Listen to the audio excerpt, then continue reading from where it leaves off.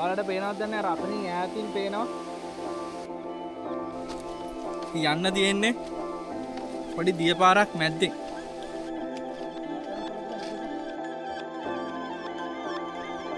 ඔයාලට පේනවද ලස්සන දිය ඇල්ල?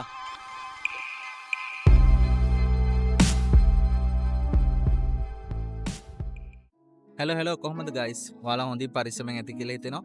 ඉතින් ලස්සන තැන්වල වටින තැන්වල ඇවිදලා ඒ අත්දැකීම ඔයාලත් එක්ක බෙදා ගන්නවා මම රමලයන්. ඉතින් සෑහෙන කාලයකට පස්සේ තමයි බ්ලොග් එකක් අරන් එන්න හම්බුනේ. ඉතින් සමා වෙන්න ඕනේ ඊය දවස්වල වීඩියෝ එකක් කරගන්න බැරිම. ඉතින් මේ අද යන සොඳුරු ඉසව්ව කෑගල්ල පැත්තේ ලස්සන සොඳුරු ඉසව්වකට තමයි අද යන්න හදන්නේ. ඉතින් ඒ ලස්සන ගමනාන්තේ සම්පූර්ණ වතකොද මේ බ්ලොග් එකේ දිගන්න. ඉතින් ඔයාලත් ට්‍රැවලර්ව සබ්ස්ක්‍රයිබ් කරලා නැත්නම් channel එක සබ්ස්ක්‍රයිබ් කරලා තියාගන්න. ඉතින් ඒ සබ්ස්ක්‍රයිබ් කරන ගමන් මේ බ්ලොග් එකේ දිගටම රැඳී ඉන්න බලමු අපි ඉස්සරහට මගතට හම්බෙන්නේ මොනවාද කියලා. එහෙනම් අපි ඉස්සරහදී හම්බෙමු.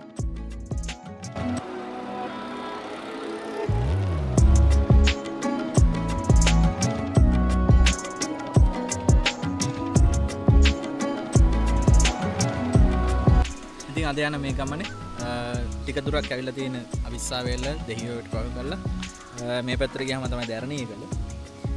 මේ පැත්තට දෙහියෝවිට අවිස්සාවේල්ල. ඉතින් ඉන්නේ මම දෙහියෝවිට පව කරලා ටික දුරක් ඇවිල්ලා ඉන්නේ. දැන් පොඩ්ඩක් උදේ දැන් ටයිම් එක 8:00මාරයි. චුට්ටක් කාලෙන් තමයි හැදුවේ. ඉතින් මෙතන තමයි ප්ලේස් එක. ලස්සන තැන. වංගුවත් එක පාලමක් තියෙනවා. ඉතින් මේ වීඩියෝ එකේ තව ඉස්සරහට ලස්සන තැන් අනිවාර්යෙන්ම හම්බෙනවා. ඉතින් චුට්ටක් බලට දාගෙන කාලම සප්පායෙන් වෙලා මේ ගමන ඉස්සරහට යන්න තමයි හිතේ. ලස්සන තැන් බලමු.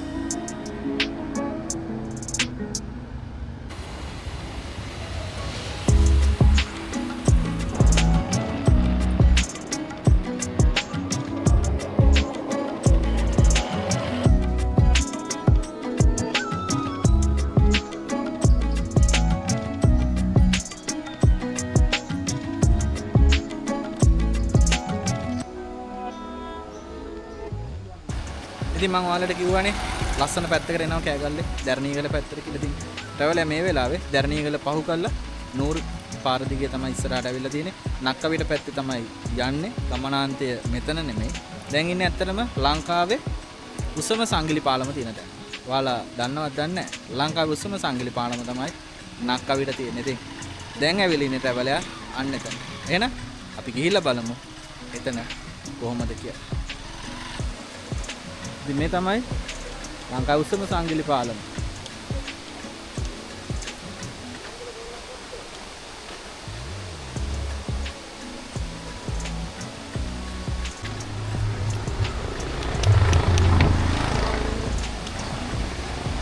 ඉතින් මේ පාලම අඩි 80ක් උසයි කියලා තමයි කියන්නේ.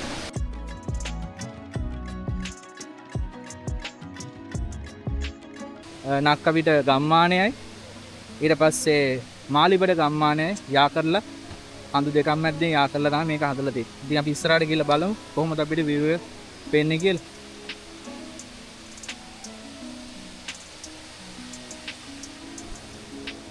මෙන්න මේ විදිහට තමයි view එක අපිට බලා ගන්න පුළුවන් මේ.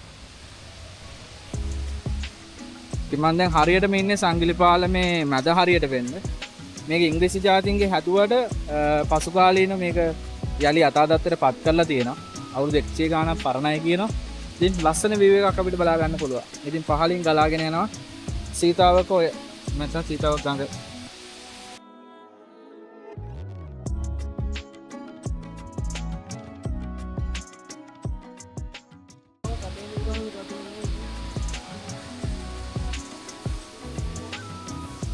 යාඩි 80ක් උසයි කියේ කොහමද?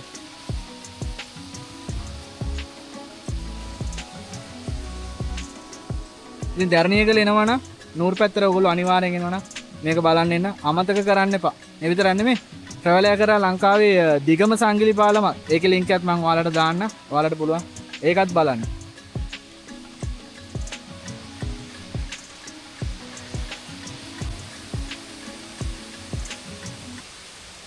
මෙතනට ආවම තව දෙයක් තියෙනවා. ඔයාලට පේනවද දන්නේ නැහැ. රතනින් ඈතින් පේනවා සපත්තු පාලම. මෝඩ පාලම. ඒක තමයි නක්කවිට සපත්තු පාලම කියන්නේ. ඉතින් ඒක ට්‍රැවල් එක එතනට යන්න බලාපොරොත්තුවක් තියෙනවා. එතනටත් අපි යමු. ගිහලා බලමු කොහොමද එතන පේන වයිබ් එක කියලා. ඉතින් මේ විදිහට තමයි අපිට සංගිලි පාලම ගාවට ආවම බලා ගන්න පුළුවන්. ඉතින් අතර මේක හදලා තියෙනවා කියන්නේ මේ පැත්තේ තියෙනවා තේ. ඉතින් ඉංග්‍රීසි පාලන කාලේ ඒ දේවල් ධර්ණීකල නගරේ හරහා ප්‍රවාහනය කටයුතු කරන්න තමයි නිර්මාණය කරලා තියෙනවා කියලා අපිට දැනගන්න හම්බෙයි. ඉතින් ගමනාන්තයේ ට්‍රැවල් එකේ මෙතන නෙමෙයි. කාඩියක් ඉස්සරහට යන්න තියෙනවා. අපි මෙතනින් දැන් සංගිලි පාලමට සමු දීලා ලස්සන view එකක් තියෙන්නේ. ඉතින් ඔයාලට මම ඉස්සෙල්ලා මතක් කරා වගේ අනිවාර්යයෙන්ම ධර්ණීකල આવොත් නෝරි වලට එන්න. නෝරි වලට આવොත් අනිවාර්යයෙන්ම නක්කවිට පාලම ගාවට අවිල්ල යන්න අමතක කරන්න එපා. ඉතින් ට්‍රැවල් එක නක්කවිට සංගිලි පාලමට මේ විදියට සමු දෙනකොට තව ලස්සන තැන් ඉස්සරහට තියෙනවා. ඉතින් ඒ දැනුත් මේ වීඩියෝ එකේ ලස්සන විදියට ඔයාලට බලා ගන්න පුළුවන්. ඉතින් එමන අපි ඉස්සරහදී හම්බෙමු.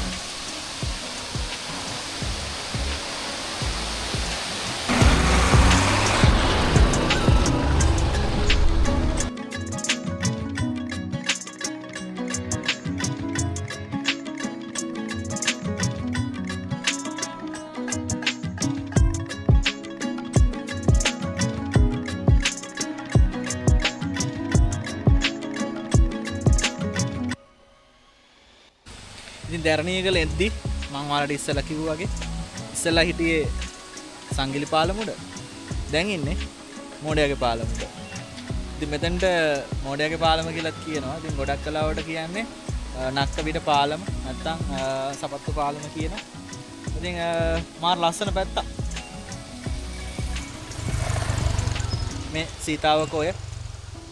ඉතින් මේ පැත්තෙන් තමයි උඩුමාලිම්බඩ පාර සිරිපාද යන පැත්ත. ඉතින් ආවොත් අනිවාර්යෙන් අමතක කරන්න එපා මෙතනට එන්න.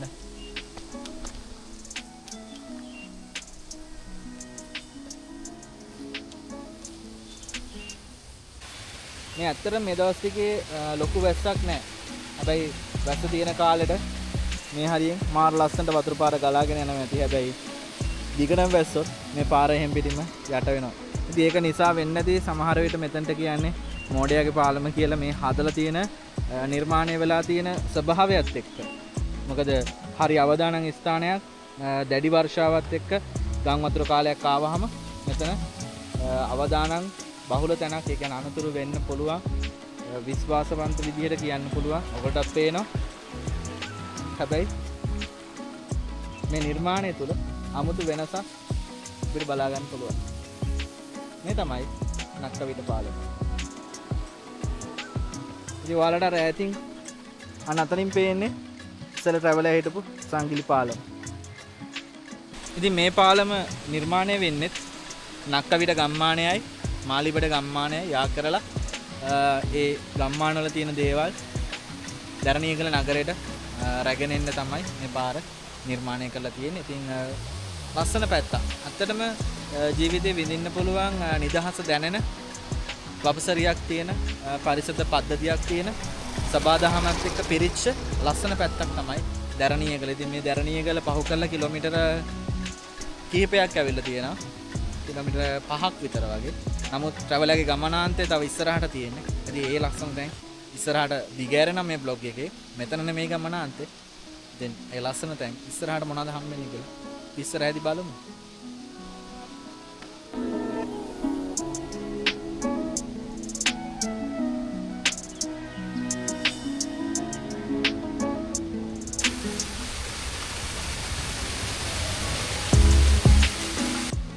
ඉතින් මේ ආපු ධර්ණීකල සුන්දර ධර්ණීකල කොළපාට පිරිච්ච සොබාදාම ඇතුලේ තියෙන කෑගල්ල දිස්ත්‍රික්කේ සබරගොම් පළාතේ සිරිපාද යන නෝරෙලි යන හැටන් යන මේ ලස්සන අඩවියේ ලස්සන තැනකින් එහෙම නැත්නම් නක්කවිට පාලම ළඟින් මේ විදිහට සමුදීලා ගමනාන්තයේ කෙළවරට යන්න තමයි සූදානම මේ.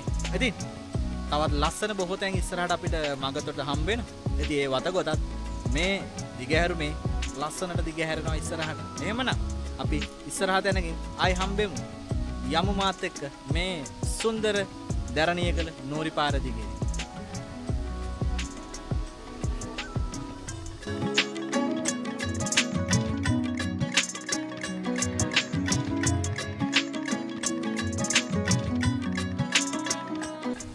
ඉතින් මේ සුන්දර දරණියකල නෝරි පාර එනකොට තවත් ලස්සන තැනක් හම්බුණා. ලස්සන තැනකට වැඩිය වටින තැනක්.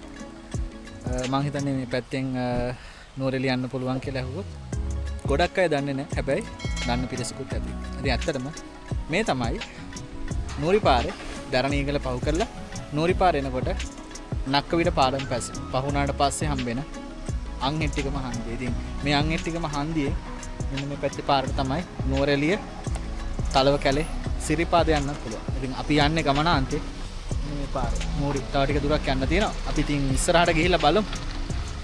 තව ලස්සන තැන් තියෙනවා. ගමනාන්තේ ඉවර වෙන්නේ නෝරි වලින් පොඩක් එහාට ගිහිල්ලා. ඉතින් දිගටම ඔයාලත් එක්ක යමු මේ අවිදින සංචාර ගමනේ.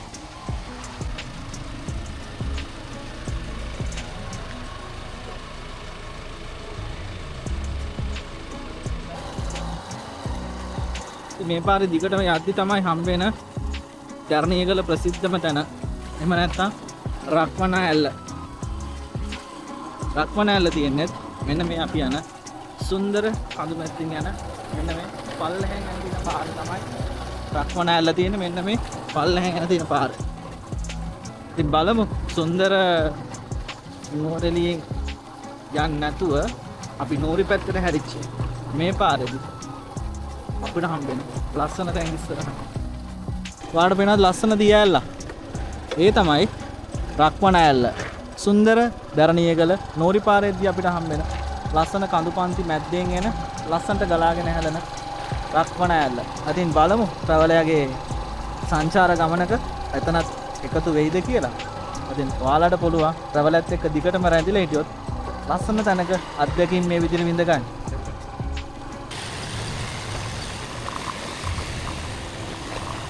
Ada dekat sundar darnya kan?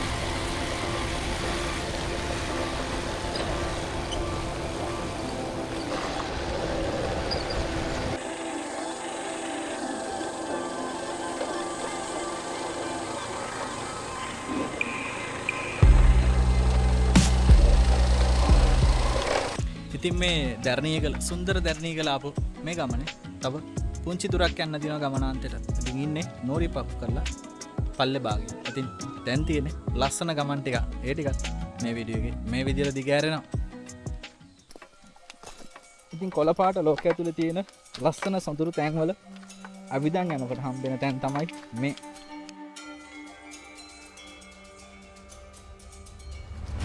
ඉතින් මේවා ජීවිතයේ අත්දැකීම් වෙනකොට මාර සුන්දරයි. සුන්දර අත්දැකීම් මේ විදිහට දිගහැරෙනකොට ජීවිතේ මතක සටහන් තමයි තියෙන්නේ. අපේ නවාතැන් පොලේ නවාතැන තව ඉස්සරහට යන්න තියෙනවා. ඉතින් යන මේ අද සුදුරු ගමනේ ලස්සන අත්දැකීමක්. ලස්සන තැන්වල වටින තැන්වල ඇවිදන් ගිහින් ජීවිතය අත්දැකීමක් කරගෙන ඒ අත්දැකීම ඔයාලත් එක්ක බෙදා ගන්නකොට ඔයාලත් මං හිතනවා ටික සතුටක් විඳිනවා ඇති කියලා.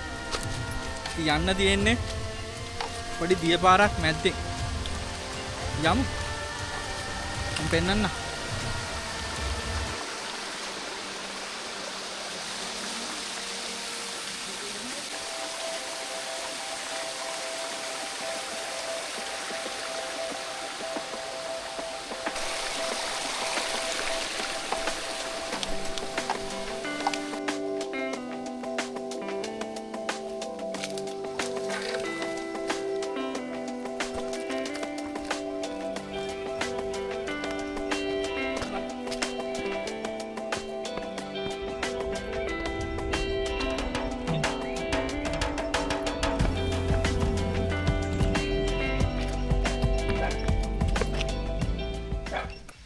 ඉතින් අදාපු කෑගල දිස්ත්‍රික්කේ දරණියගල පහු කළා නෝරිවලට ආපු මේ සොඳුරු නවාතැන් අඩවියේ ගමනාන්තයේ මේ විදිහට නිමා කරන්න හිතුවා. ඉතින් ලස්සන නෝරිවල ලස්සන තව තියෙනවා.